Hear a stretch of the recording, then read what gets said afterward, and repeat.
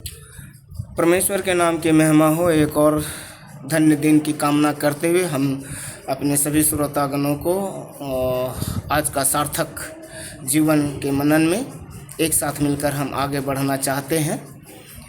हमें आप सबसे अनुरोध है कि जब आप इस संदेश को सुनते हैं कृपया subscribe and like and share ज़रूर करें ताकि और भी लोगों तक ये बातें पहुँचे और प्रभु के नाम की महिमा हो।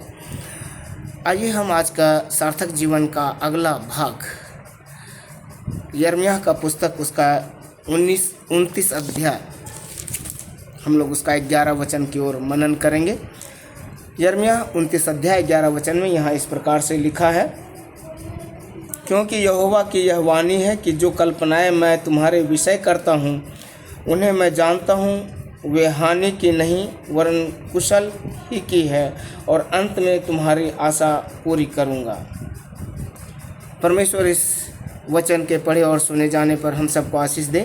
ख़ास तौर से हम यहाँ पर इस बातों को देखते हैं, उसका परमेश्वर का विचार, परमेश्वर के विचार को जब हम यहाँ पर देखते हैं, परमेश्वर अपने लोगों के लिए भली योजनाएं रखता है। कभी कभी हमारे पाप इन योजनाओं के मार्ग में बाधा डालते हैं। यहूदा के लोग बार बार परमेश्वर की आत्मा का उल्लंघन करते रहे, इसलिए परमेश्वर ने उन्हें अनुशासित दिया और वे बंधुआई में बाबुल देश ले जाए गए। इसके बावजूद आज का यह वचन स्पष्ट करता है कि वे परमेश्वर की ऊंची योजनाएं उनके लिए अब भी बनी हुई थी। जब हम देखते हैं उसका 12 पद में इस प्रकार से लिखा है, तब उस समय तुम मुझको पुकारोगे और आकर मुझसे प्रार्थना करोगे और मैं तुम्हारी सुनूंगा। Praise the Lord. परमेश्वर हमारे जीवन को किस प्रकार से वो फिर से रिवर्स करके अपने साथ लेकर चलना चाहते हैं। यहाँ इस पर हम देखते हैं हमारे लिए भी परमेश्वर की भली योजना है। यद्यपि हम सब परमेश्वर की योजना से पीछे रह जाते हैं, फिर भी वह हमारे जीवन के हर परिस्थिति से हमसे वो हार नहीं मानते, क्योंकि हम मसीह यीशु में सिरजे गए हैं। हम परमेश्वर की कारीगरी हैं ताकि वे भले काम करें जिन्हें परमेश्वर ने पहले से हमारे लिए किया है। हम इस बात को इफिसी उसका 2 अध्याय 10 पद में हम पढ़ते हैं। परमेश्वर ने सदा से हमारे लिए योजना ठहराई है और वह निरंतर उन्हें हमारे जीवन में पूरा करने के लिए कार्य करता है। कभी कभी वह हमें अनुशासन देता है, पर उसका अनुशासन हमें नष्ट करने के लिए नहीं होता, बल्कि हमें उसकी योजना को पूरा करने की योग्यता के लिए, योग्य बनाने के लिए होता है। ये बातें इब्रानी उसका जब हम देखते हैं 12 अध्याय उसका 4 से 13 पद तक में है। जब हम यह जानते हैं कि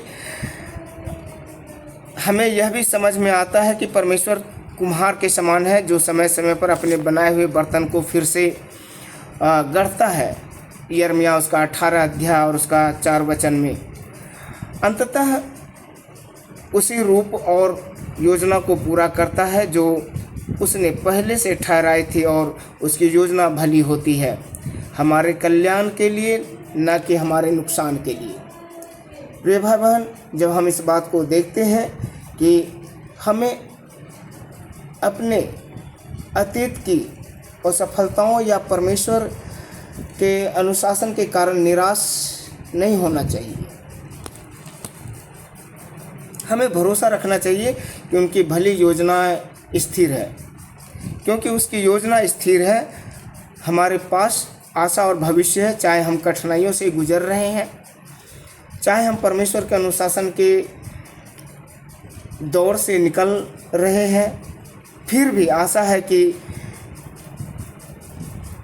भविष्य हमारा सुरक्षित है परमेश्वर के हाथ में। हमें परमेश्वर की योजनाओं की पूर्ति की दिशा में आगे बढ़ने से रुकना नहीं चाहिए। वह हमसे हार नहीं मानता और हमें भी उससे हार नहीं माननी चाहिए। हो सकता है आज आप अपने जीवन के बाबुल में हो, यदि ऐसा है तो हताश न हो, क्योंकि परमेश्वर ने आपसे हार नहीं मानी। परमेश्वर हमसे हार नहीं मानते हैं। उसके पास हमारे लिए, आपके लिए अब भी भली योजनाएं हैं।